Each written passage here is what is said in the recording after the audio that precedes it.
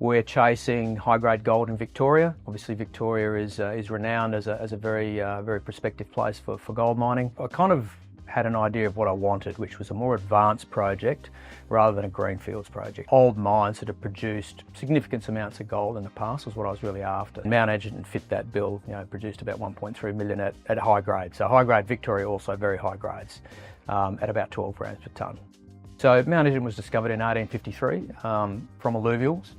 All Nations Gully was discovered, and that was rushed. So there were thousands of people, mining, and in those days was 12 by 12 foot claims, so very small claims. So the last existing shaft and last company was the Black Horse, and that was the deepest on the field. And they mined consistently down to about 550 metres, where water and distance from the shaft, so cost of mining and water ingress was something that sort of made the mine stop. So a lot of these mines closed because they were capital poor in the end, not that the gold ran out. As well as the Mt Egerton trend, there are several trends, parallel trends to the east, which have got hundreds of shafts and pits and diggings all over them.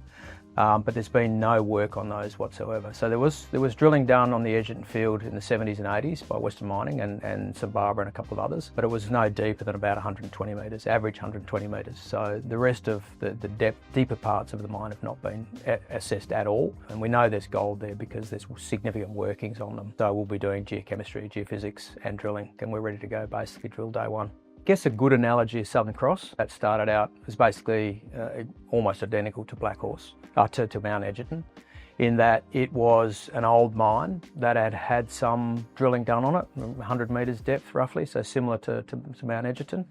And the Southern Cross guys, thought that there was some more upside potential to the mine. Obviously, they started drilling, and it turned out that it was. So they've raised a lot of capital. The company went from $14 to $15 million to 1.5 billion Canadian on the back of that deposit. So we'll be drilling from day one, and we won't stop. The drill bit will be turning from day one until we develop the asset. Hopefully there'll be lots of results coming out. That's the idea that we plan to do. There'll be geochemistry as well, and geophysics. It's early stage exploration in one aspect, and then there's been very little work done on some of the parallel trends.